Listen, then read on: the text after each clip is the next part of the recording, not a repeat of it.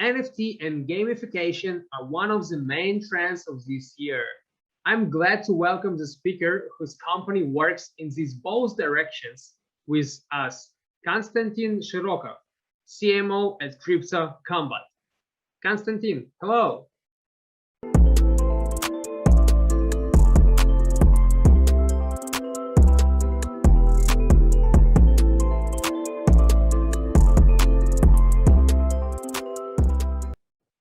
Hello, everyone. Welcome to Synopsis conference.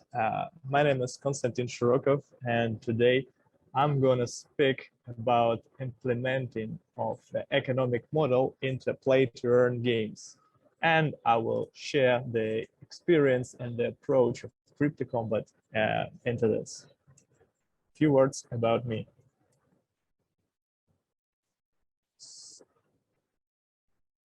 I'm grade 8 of Russian Economic Academy with master degree in marketing. I have 11 years working in the marketing space on different positions in different industries, but for the 4 last years, I have landed working in the blockchain industry, and I'm really passionate about it. I had experience in different angles and different kind of companies in the space, be it analytical companies, wallet, exchanges. I have worked with companies that tokenized real estate and intellectual property.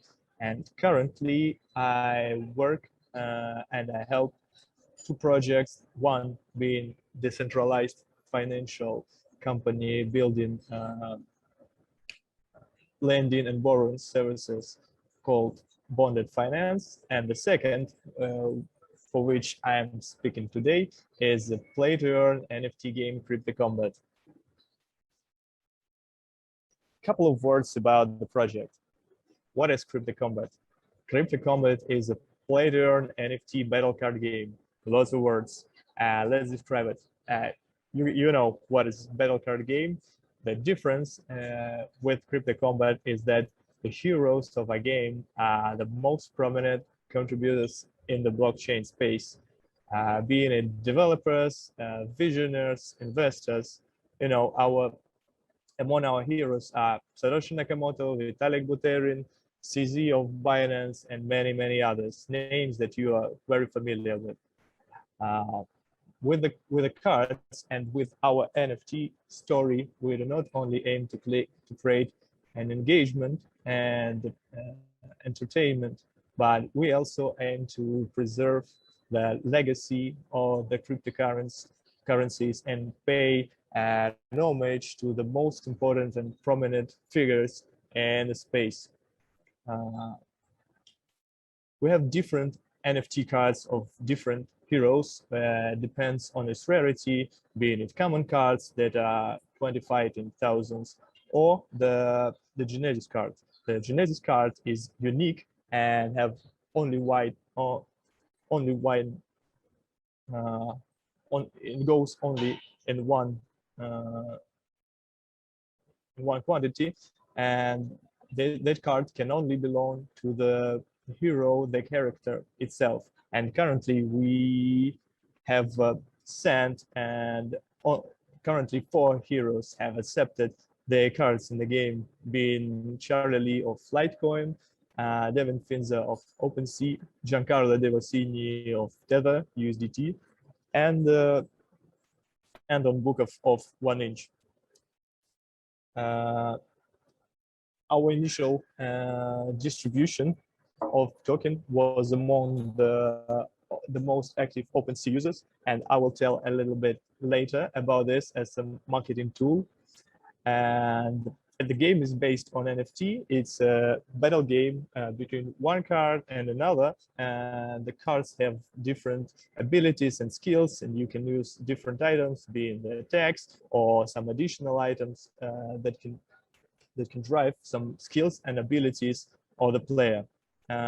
Currently, we are on the stage of collection with users that can mint and take their collectible items on the platform but we're planning the launch of the game itself before the end of the year. What problem do I want to address today? And that is a problem that is faced by every play-to-earn game, every play-to-earn economy. The problem is finding the proper balance between stimulating the users and creating a sustainable economy. Because if users are not rewarded enough, they will live. But if they are rewarded more than you can afford, you create an inflation and your token price is lowering, and that leads to fewer rewards and to users leaving. How can it be solved? I have come to 4 main principles that sustainable play-to-earn economy should be built on. First one being community growth. Second one being creating the main tokenomic balance around gaming process and not around anything else. Third being that you should create the value for the users and for the ecosystem, not only inside but outside of the ecosystem. And fourth is that the project should really work on raising the engagement with the ecosystem. Community growth. If you pay your users for playing the game, some of the users will take the value outside. They will take the payment and go out. So in order to have balance in the system, you should have some, and while you have a value out, you should have a value in. One of the methods that you can create a value in is by growing your community. If you reward your players enough, and other potential players and potential users see how much they are rewarded, they also onboard into the game.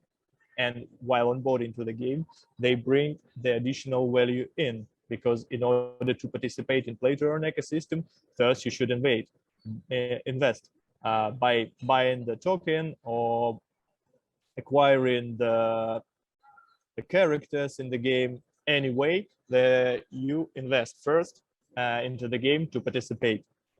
And no sustainable growth is available without a growth of the user base. The example that I have given at the beginning is that the driver of the community growth can be a project token.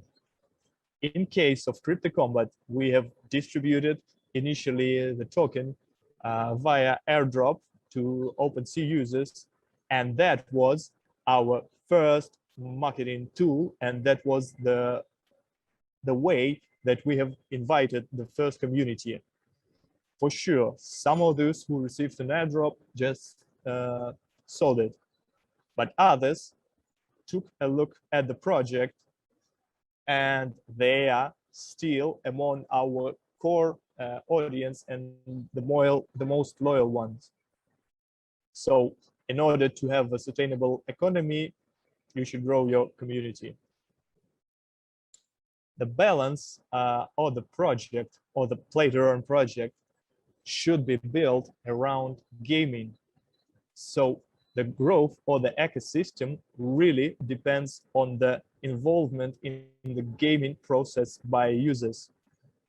In case of Crypto Kombat, the token supply, we have 2 tokens, one being combat token, that is a starter token with which you can stake and earn the returnal one. Internal is called Wombat, and the supply of the internal token is based on the in-gaming activity, and the supply is growing every time, and the token is minted every time when the players participate in battles.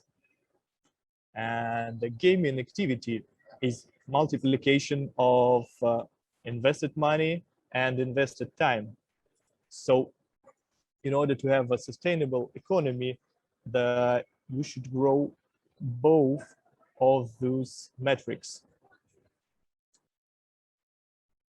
In order for the ecosystem to grow, the demand for tokens, for the items, should exceed the supply.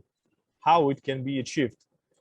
It can be achieved by creating the additional items that users want to acquire, and by the thing that users are motivated not only by the earning process, but also they're motivated mostly by winning in the game, because it's just natural that you want to win, and the more you want to win and the more you want to earn, the more you invest your time and invest your money.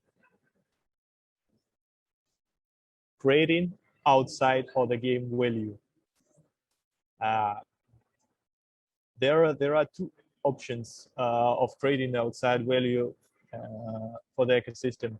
First one is taking an investment outside for the project and spreading that investment among users, but that is not a sustainable model in the long term.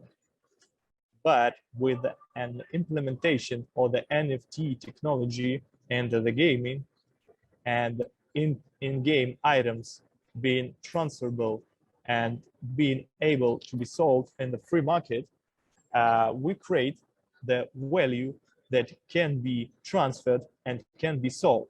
In case of Crypto Kombat, that value is our cards that have their price and that have their utility in the market as being the collectible items. In case of Crypto Kombat, they are limited and they are high quality items that are valuable by itself, and they are sold on the secondary market. In our case, it's on an Ethereum network, it's on OpenSea. And as a nice bonus, creating those secondary market for the creators of the collection is an additional way to monetize, because every time the item is sold on the secondary market, the creator of the collection receive the fee for it. So create the value for your users outside of the game. If user can come to the project and mint the cards and sell these cards, those cards outside, it will make him more engaged in the project and will attract much more users. And cards are also being the promotional tool for the game. Raise engagement to the ecosystem. First of all, you should always create an additional stimulus for players to use the project and to use the items. How can it be achieved? New items. You can NFT world allows the uncountable numbers of different ways to participate and to create and to combine different items with each other. And in case of Crypto Kombat, we have different kind of items that can be used in the game, be it attacks that are spent every time, every battle, or be it special abilities that stays with the users, be it the ability to upgrade the card, because some cards are rare and not all the users have an ability and have come in the right time to have it, but they can use a special mixer and receive the more rare type of card using that mixer. So we create different kinds of the stimulus for users to spend the in-game token inside of the game and not to take out the value and decrease the token price and start that spiral of inflation. Yeah, as I have said earlier, one of the main drivers behind this is not only the greed, as we can tell it, but also the desire to win in the game. And we should really build the system that is around the desire to win. For the players, it is much more interesting to play one versus another than to play against environment. Constant innovation to keep users interested. Yeah, that is the case, and I already mentioned that by creating the additional items, the additional types of engagement, you keep player interested and keep them spending their money inside the system. So for this one, create the engagement in the ecosystem by stimulating additionally player to use the items. Next one. It is possibly the rare case and the case only of the Crypto Kombat, because we are introducing that kind of reflectionary model into the play to earn games, but that practice can be implemented in other projects also. What I'm talking about. We are creating an additional stimulus for our players to hold the token by implementing the reflectionary model of the internal token. What does it mean? It means that the holders of token can spend it inside of the game for acquiring the items or for participating in the game. But if they want to take the value out and to sell the tokens, they will be part of the tokens will be burned and also distributed among the holders of the main token. So users have a choice: either stay in the ecosystem and receive a part of the rewards that are being created by other users living. So they have a choice to grow their capital inside by hodling, or go out and take value out and decrease their capital. It is the case for the internal token. In case of the main token, we create the additional, it was the initial idea is that the supply of the initial token is limited, and in our case it's very, very small, being 21,000 of the combats on Ethereum network. And we create an additional and traditional and the crypto space stimulus to hold by providing the staking opportunity. And the staking opportunity is the only way that users can participate in gaming, because they can acquire cards on the free market, but if they do not participate in staking, they do not receive an in-game energy and can participate in game. So we stimulate holding of both of the tokens and not taking our value outside of the system.